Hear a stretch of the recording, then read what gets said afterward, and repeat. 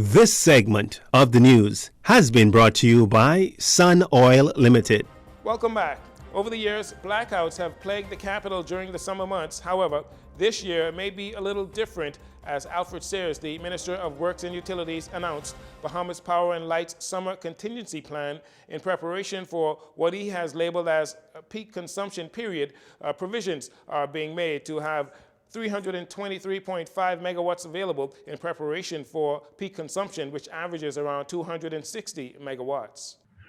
It is recommended that the additional sun utility rental units, 27 MW dual fuel and 16 MW propane, along with the existing Agreco rentals, which is 40 MW automotive diesel oil, and BPL own units supply adequate capacity to meet the summer demand of 260 megawatts. The minister further announced that maintenance activities have been delayed until after the summer in an effort to manage expenses. He adds that transmission circuits will be inspected to detect weak connections, the implementation of a load balancing exercise to continuously identify and correct circuit overloads, and the clearing of trees around high-risk lines to reduce impact during extreme weather events.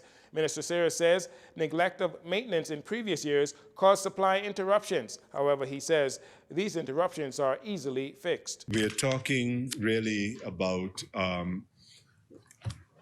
contingency. This is what we call contingency planning, but in a very frank manner, reporting to our bosses, the Bahamian public, and to this honorable parliament, what the possible complications can be. But even with respect to those, Madam Speaker, we see that provisions and redundancies are being put in place to minimize system-wide interruptions. As for the Family Islands, Minister Sears says substations around the islands will receive transmission maintenance, so critical facilities would be available throughout the summer period. A spat in the House of Assembly on Wednesday as F&M Deputy Leader and former Executive Chairman of the Public Parks and Beaches Authority, Shannon Dawn Cartwright, went head-to-head with current Executive Chairman, Mr. Mikel Barnaby. The incident occurring during Chairman Barnaby's contribution to the budget debate when he remarked on the conditions in which he met the authority and the financial problems left in place by the previous administration. Firstly, when I arrived in November at Parks and Beaches, I was informed that the authority's budget would be depleted in December. Secondly, I was advised that the authority run rate had doubled and that the authority would not be able to pay contractors after December. Thirdly, contract irregularities, which I will not delve into in great details for reasons aforementioned. Madam Speaker, I informed the House previously that there were duplicated contracts. Different contractors were being paid for cleaning the same area. I believe the immediate former chairman has stated that this has been a problem recurring for successive administrations. Madam Speaker, I am glad to report that I have not been advised of this happening under our watch. Chairman Barnaby went on to say that there were numerous alleged unpaid debts, with contractors alleging that they had been waiting to be paid for their services for years, but only received the runaround, adding that he also met the authority's equipment in poor condition. Of the 17 Skaggs and Bush Hogs, only 2 were operational. These machines are the ride-on lawnmowers used to clean New Providence. There were no maintenance records of these machines, no proper records of maintenance of the weed whackers, leaf blowers, and lawnmowers, which are essential tools of the authority. Sixthly, all of the authority's trailers were inoperable. Flat tires, broken axles, missing and removed parts, you name it. The F&M's deputy leader responded to Mr. Barnaby's comments, claiming that in his time as executive chairman, he spoke on the matter regarding the underfunding of the Parks and Beaches Authority. He pushed efforts to upkeep equipment as well, ultimately going on to state that funding for the authority has been used on political endeavors. During my time as executive chairman, we would have added to the fleet of at the authority We would have increased the fleet of the bush hogs. We tried to operate a maintenance schedule as best as we can. It's a constant grind, Madam Speaker, a constant grind. And I would hope, Madam Speaker, and not to suggest that the honourable member is trying to do anything other than trying to state what he sees. But the truth is that the authority has been constantly challenged. Why, Madam Speaker? We know why. We know why, because we know that the monies at the authority has been used predominantly for one thing. For one thing. We know what it is. We know what it is, the roadside program. All right? So a lot of the monies has gone towards political patronage. We all know what happens at the Bahamas Public Parks and Beaches Authority relative to the programs there.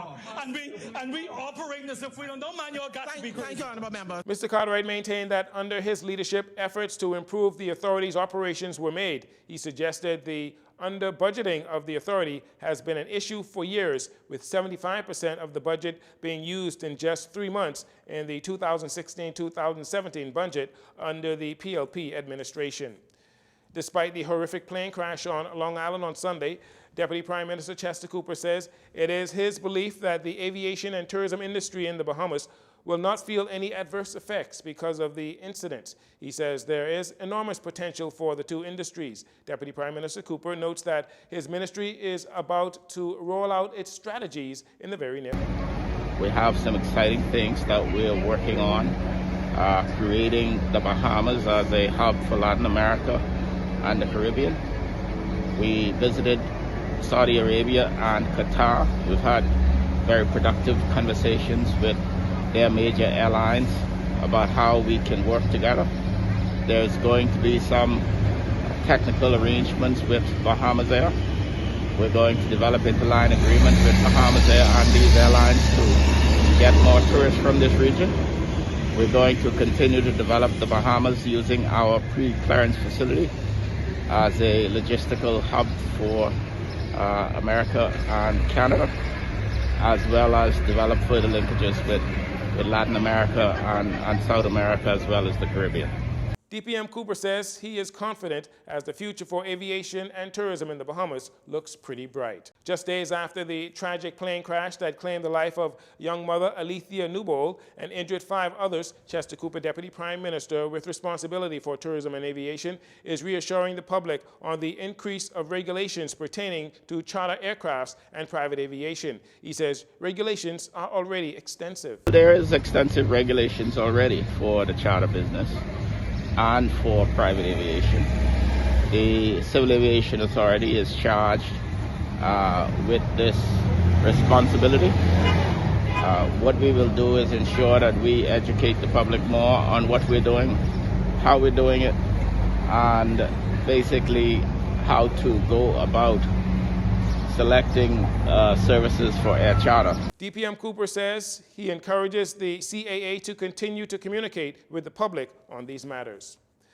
And finally, Minister of Works and Utilities Alfred Sayers announced a major project in the form of the Andre Rogers National Baseball Stadium is nearing completion, with progress at 70%. He says the stadium is expected to be completely finished in November of this year. Mr. Sayers adds that events are already scheduled to utilize the facility for both domestic and international use. He says the stadium will be a source of income, serving as a vital role in the government's Sports in Paradise initiative. Construction on the field has begun with the laying of fill to raise the field to the required height.